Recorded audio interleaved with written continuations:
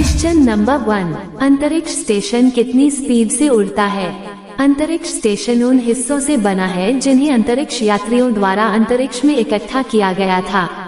ये लगभग 250 मील की औसत ऊंचाई पर पृथ्वी की परिक्रमा करता है।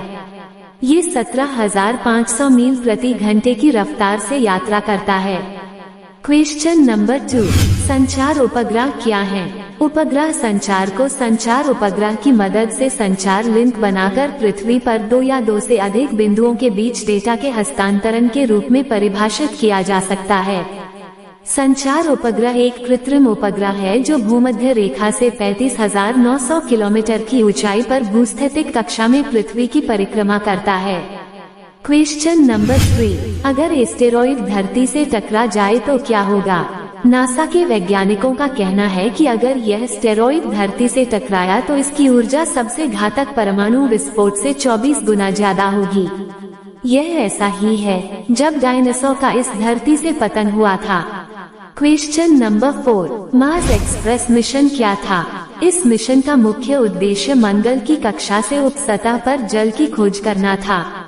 परिक्रमा करने वाले अंतरिक्ष यान पर 7 वैज्ञानिक उपकरणों ने भूविज्ञान, वायुमंडल, सतह के वातावरण, पानी के इतिहास और मंगल ग्रह पर जीवन की संभावना के बारे में बुनियादी सवालों के जवाब देने में मदद करने के लिए कठोर जांच की है।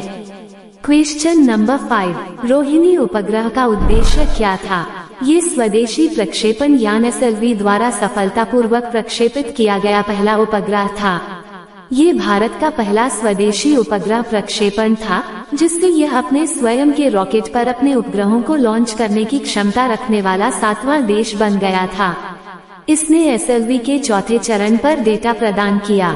यह एक 35 किलो प्रयोगात्मक स्पिन स्थिर उपग्रह है जो कि 3 वॉट बिजली का इस्तेमाल करता है और सतीश धवन अंतरिक्ष केंद्र से 10 अगस्त 1979 को प्रक्षेपित किया गया था।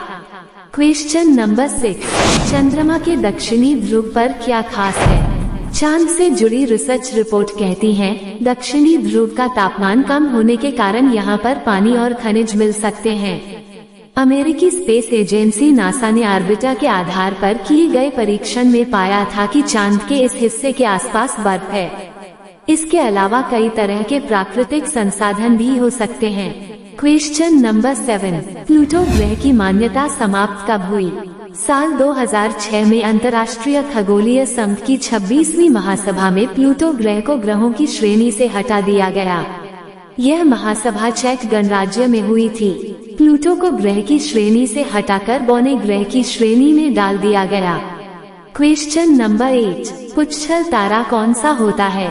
धूमकेतु या पुच्छल तारे चट्टान, धूल और जमी हुई गैसों के बने होते हैं।